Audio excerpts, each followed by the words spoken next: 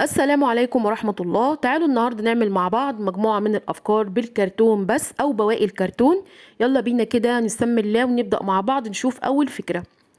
أول فكرة ما عندي زي ما قلت لحضراتكم أنا هستخدم النهاردة الكرتون ومعايا الشكل أو الجزء ده، والمقاسات هتظهر لحضراتكم على الشاشة زي ما احنا شايفين. جبت عندي قطعة الكرتون اللي أنا محتاجاها، وبعد كده هستخدم الستيكر الجولد أو الذهبي، تقدروا تستخدموا أي نوع ستيكر انتوا حابينه. وهبدأ ان انا اغلف قطعة الكرتون بتاعتي من بره ومن جوه زي ما هنشوف مع بعض كده. انا بعمل معاكم فكرة ستاند دوت ريموتات، او ممكن ستاند ميك اب، او ممكن ستاند للادوات المدرسية، يعني ينفع لكذا حاجة مش لحاجة واحدة بس، نستخدمه زي ما احنا عايزين. عندي جزء كمان بالمقاس دوت، وعندي جزء كمان برضو بالمقاس ده، كله ظاهر لحضراتكم المقاسات على الشاشة. بعد ما خلصت التغليف بتاعي كله هبدأ دلوقتي أجمع الفكرة بالطريقة أو بالترتيب اللي احنا هنشوفه مع بعض. حاجة سهلة وبسيطة، مجرد مجموعة من الكرتون أنا قصيتهم الأول وبدأت أغلفهم وهقفل الفكرة بتاعتي، مش هعمل حاجة تانية أكتر من كده.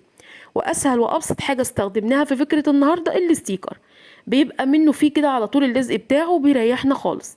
انما انا لو حابه استخدم اي حاجه موجوده عندي في البيت ومش عايزه اكلف نفسي باي حاجه اشتريها من بره، تقدري تستخدمي اي حاجه، ملابس قديمه، بواقي قماش، قصاقيس، اللي انت عايزاه. حتى لو عندك مشمع قديم تقدري برضو تستخدميه.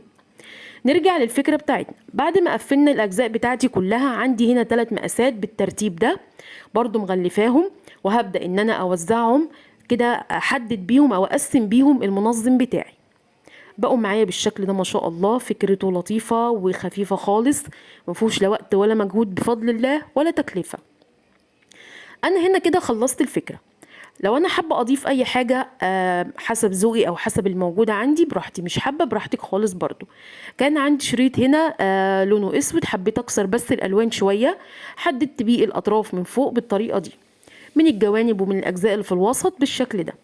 هاجي بعد كده في الوسط كده او من الامام عندي فيونكة هضيفها في الفكرة بتاعتي من قدام، هلزقها فيها، مش عايزة، مفيش اي مشاكل. وهمشي على الفكرة كده بالولاعة عشان لو في اي زيادة من الشمع تتشال معايا. دي اخر خطوة معايا في الفكرة. بس كده انا خلصت فكرتي بالشكل ده. هنحط بقى فيها الريموتات، انا كنت عاملاها لحبيبتي اللي كانت طالبة استند للريموتات.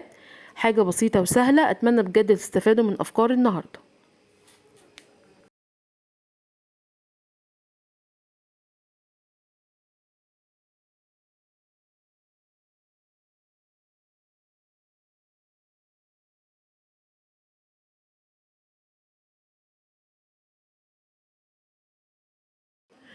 تعالوا نشوف مع بعض الفكرة اللي بعد كده. انا جبت عندي هنا ورقة نتيجة وبدأت اطبقها كده، خدت منها زي على شكل مثلث 2 على بعض، هيديني في الاخر شكل مربع. هطبقه 4 على بعض بنفس الطريقة اللي انا بطبق بيها الورقة. بعد كده هاجي من الناحية المفتوحة، يعني من ناحية تطبيقة الورقة بخليها من ناحيتي قدامي، وبعد كده ببتدي اقص بالطريقة اللي انا بقص بيها دي عشان يديني شكل ورقة الشجر. 4 ورقات كده جنب بعض بالطريقة دي. هاخد الجزء بتاعي اللي انا عملته او الباترون ده، هحطه على قطعة كرتون وابتدي ارسمه. الافضل ان انا اعمل لنفسي باترون عشان امشي عليه، عشان يبقى كل الاجزاء بتاعتي مقاسات واحدة. هجيب عندي بعد ما قصيت شكل ورق الشجر اللي عملته ده، هغلف عندي هنا الفكرة بتاعتي بالقماش، اي نوع برضو قماش نحب نستخدمه، حتى لو حابين نعملها بالستيكر هتبقى تحفة وخطيرة جدا زي ما انتوا عايزين. خلصت كده وبدأت بعد كده ان انا اغلفها من الناحيتين. غلفته من ناحية من الامام بناحية قماش مشجرة، ومن الناحية التانية بالقماش السادة. هغطي الاطراف بتاعه الجزء دوت عندي باي خيط، انا اخترت كده درجه من درجات الالوان اللي موجوده في الورد، وخدتها بدات اقفل بيها الاطراف بتاعه الفكره. تمام.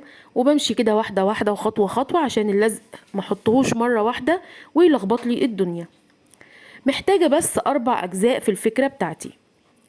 جبت عندي هنا ده جزء من اللي هي الاعواد الخشبيه او اللي هي اعواد الايس كريم. بدأت اخد منها الارتفاع اللي احنا برضو مقاسه ظاهر لحضراتكم على الشاشة.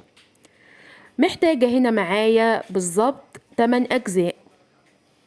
جبت قطعة كرتون او قطعتين كرتون بنفس المقاس اللي حضراتكم شايفينه ده برضو، او اللي ظاهر اللي قدامكم على الشاشة. كل المقاسات موجودة مكتوبة لحضراتكم. وبدأت ان انا اقفل الجزء بتاعي بنفس القماش اللي انا استخدمته بالشكل ده. كل الاطراف بقفلها عشان الكرتون يتدارى كله معايا، والاتجاه التاني برضو غلفته. بقى معايا الشكل ده. وبالنسبة للمربع اللي انا فرغته برضو هبتدي اغلفه، والجزء اللي احنا فرغناه من الوسط برضو هغلفه.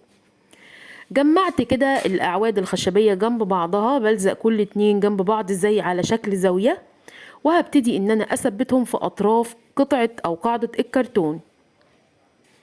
هيديني المنظر او الشكل اللي حضراتكم هتشوفوه دوت. بعد كده هبتدي اجيب عندي بقى ورق الشجر ده وهثبته كده بالطريقة اللي هنشوفها مع بعض. كل المقاسات مظبوطة جدا، مفيش اي حاجة زيادة او ناقصة، ان شاء الله تطلع معاكم مظبوطة. وبثبت جزء جزء.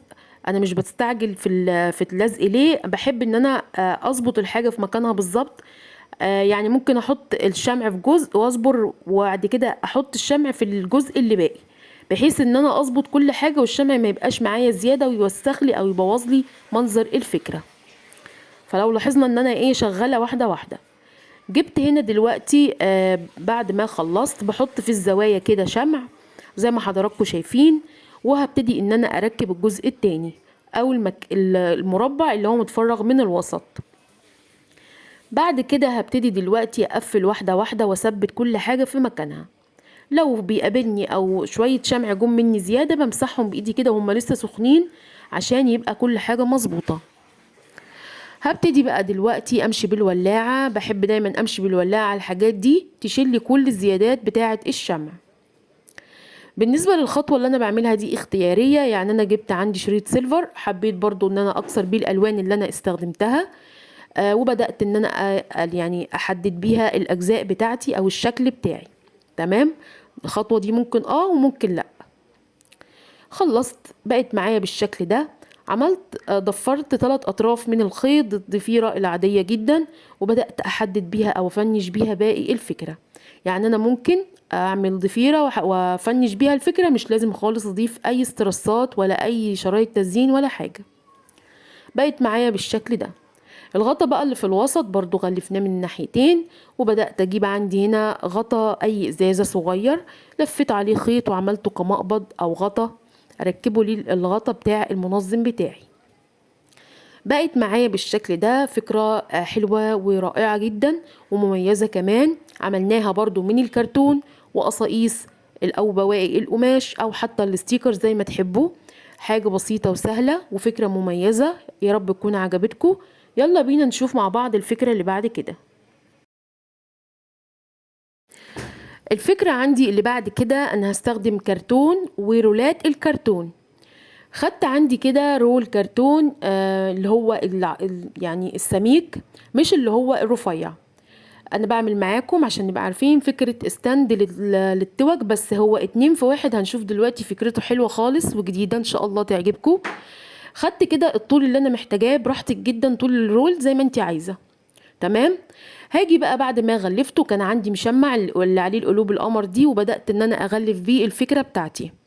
جبت عندي سي دي وبدأت احطه على قطعة كرتون واخد الدوران بتاعه، سي دي او طبق زي ما انت عايزة.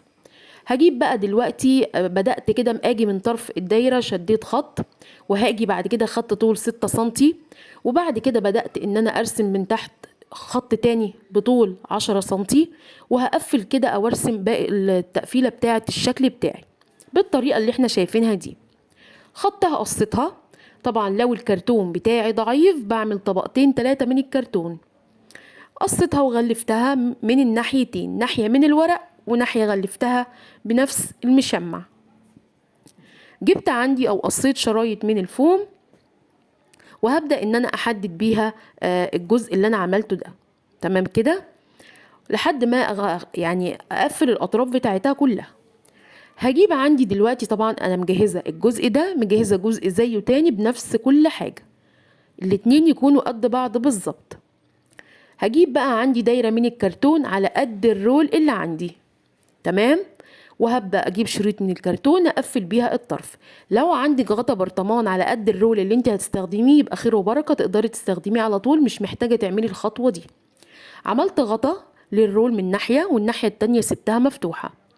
هاخد بقى الرول بتاعي ألزقه في النص بالظبط على جزء من الأجزاء اللي احنا عملناهم الأول، في النص بالظبط. تمام. والجزء التاني هاخد ألزق عليه الغطا بتاع الرول برضو في النص بالظبط، يكونوا الاتنين قد بعض ملزوقين في مقاساتهم المظبوطة. بقى معايا بالشكل ده. وقبل ما ادوس على الجزء اللي ركبته ده بتأكد ان هو مظبوط زي ما حضراتكم شايفين كده. تمام. ده شكل فكرة الستاند بتاعي. انا عملت فيه المكان اللي جوه ده، ما حبيتش يعني الرول معايا كبير، حبيت استغله بقدر الامكان، يعني ما اقفلوش على الفاضي، لا احط فيه استفاد منه واحط فيه كل اللي انا عايزاه، سواء توك، اكسسوارات، اي حاجة زي ما هنشوف دلوقتي مع بعض. تقدري تحطي فيه اللي انت عايزاه. يعني الفكرة معايا 2 في 1، اقدر احط جوه اي حاجة ومن بره اعلق عليه او احط عليه التوك الطوق زي ما احنا هنشوف كده. تمام. حاجة بسيطة وسهلة برضو عملناها من لا شيء. أتمنى بجد أفكاري النهاردة تكون عجبتكم واستفدتوا منها. بحبكم في الله. شكرا ليكم والسلام عليكم.